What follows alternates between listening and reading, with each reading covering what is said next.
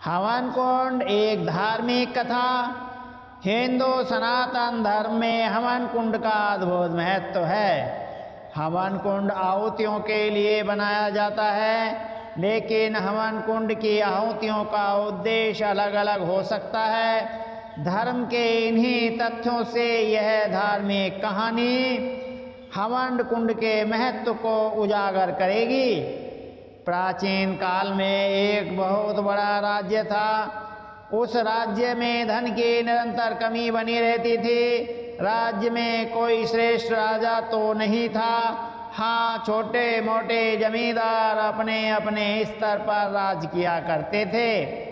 राज्य के अंदर आने वाले सभी गांवों की व्यवस्था निरंतर बदतर होती जा रही थी। गरीबी की वजह से लोगों को दैनिक जीवन में समस्याएं उत्पन्न होने लगीं।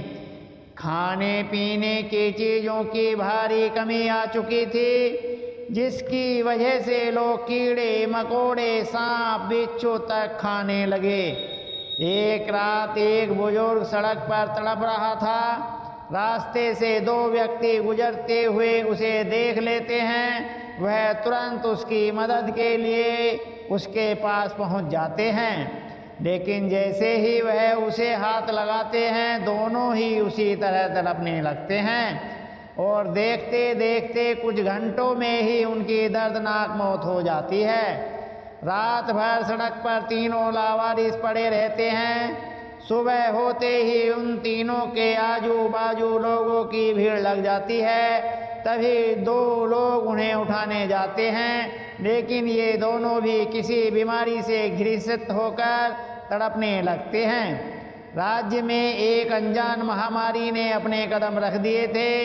दोनों को तड़प कर मरते देख किसी की हिम्मत उनके पास जाने की नहीं होती। सभी घबरा कर इधर उधर भागने लगते हैं। प्राचीन काल में राज्य के गांवों में वेद हुआ करते थे। संयोग से पास ही एक वेद की कुटिया थी। सभी वेद जी के पास जाकर मरे हुए लोगों की जानकारी देते हैं।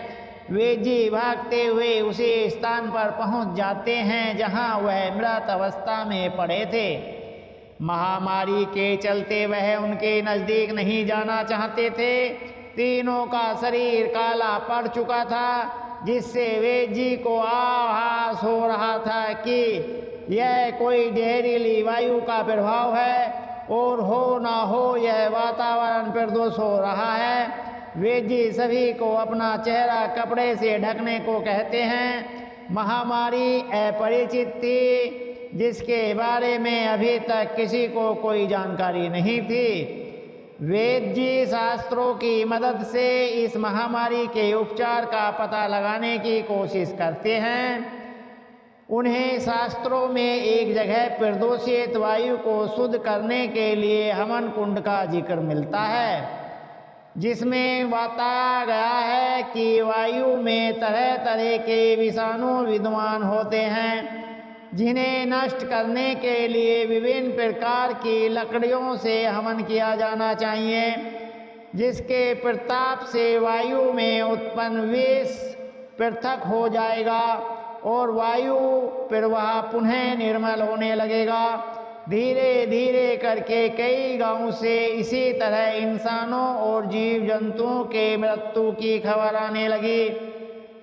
आम लोगों में खलबली मच चुकी थी। सभी का जीवन वायरस से प्रभावित हो रहा था। गांव के मुखिया सभी को इकट्ठा करके एक सभा लगाते हैं। संकट की इस घड़ी में चर्चा के लिए वेद जी को भी आमंत्रित किया जाता है, ताकि उनसे इस महामारी से लड़ने का उपाय पूछा जा सके।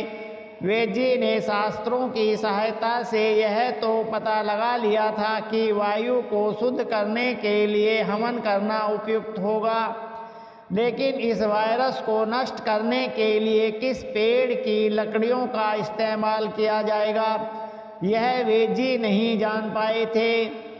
वेद जी के सामने बड़ी दुविधा थी।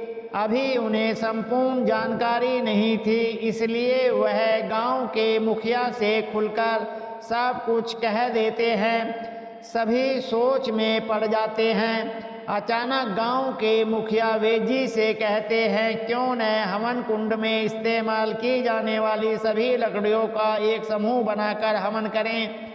वेजी को मुखिया की यह सलाह अच्छी लगती है और वह शास्त्रों में बताई गई सभी लकड़ियों को लाने का कार्य गांव वालों को सौंपते हैं। कुछ लकड़ियां तो आसानी से प्राप्त हो जाती हैं, लेकिन कुछ ऐसी दुर्लभ लकड़ियां भी थीं जिन्हें प्राप्त करने के लिए पहाड़ की ऊंचाइयों तक जाना पड़ेगा, जिसके लिए बहुत समय लगेगा।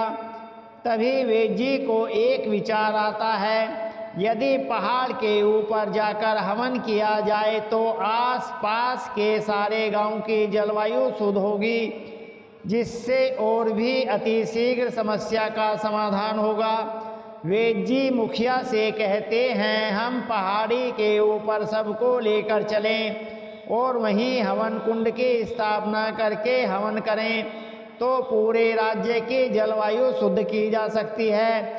यह बात सुनते ही सभी के चेहरे में सकारात्मकता आ जाती है। मुखिया तुरंत सभी से अपनी बैलगाड़ी तैयार करने को कहते हैं, ताकि बच्चों और बुजुर्गों को भी पहाड़ के ऊपर ले जाया सके। जैसे ही यह खबर फैलती है, आसपास के कई गांवों के लोग बैलगाड़ियों की लंबी लंबी कतारें लगातार पहाड़ के रास्ते चल देते हैं। पहाड़ के ऊपर पहुंचते ही एक विशाल गड्ढा खोदा जाता है, जिसके लिए कई लोगों की मेहनत लगती है और 12 घंटों के बाद एक हवन कुंड का निर्माण हो जाता है। गांव की आधी आबादी पहाड़ के ऊपर आ चुकी थी। सभी हवन कुंड की सामग्री इकट्ठा करने लगे थे, लेकिन लकड़ियां हवन कुंड में रखना एक चुनौतीपूर्ण कार्य था, क्योंकि हवन कुंड इतना विशाल था कि 5 हाथी भी समा जाएं। हवन कुंड के अंदर कई लोग उतरकर लकड़ियां व्यवस्थित रखने लगते हैं और जैसे ही कार्य पूर्ण हो जाता है तो वेजी नीचे उतरकर कुछ मंत्रों के उच्चारण के साथ अग्नि प्रज्वलित कर देते हैं। कुछ ही क्षणों में आग का रूप विकराल हो जाता है और हवन कुंड की आग का धुआं धीरे धीरे वातावरण में फैलने लगता है। धुएं से लोगों को सांस लेने में परेशानी महसूस हो रही थी, लेकिन हवन कुंड का धुआं लोगों की श्वास नली को पवित्र कर रहा था। इस हवन कुंड की आग कई दिनों तक धधकती रहती है, जिससे राज्य के सभी गांवों में महामारी का वायरस नष्ट हो जाता है। इतने बड़े संकट से मुक्त होते ही गांव वालों के चेहरे में खुशी आ जाती है। लोगों के सर से मौत का खौफ खत्म हो जाता है।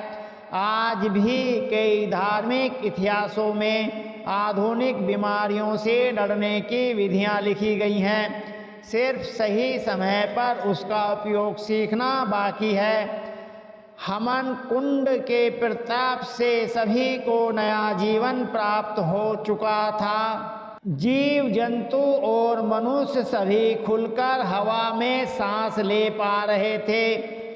इस घटना के बाद घर घर में हवन कुंड की स्थापना की गई और आज भी घरों में रोजाना यह प्रथा चली आ रही है। दोस्तों, कहानी कैसी लगी अपने विचार कमेंट में लिखिए और कहानी को लाइक कर दीजिए। चैनल पर नए हैं तो सब्सक्राइब कर दीजिए।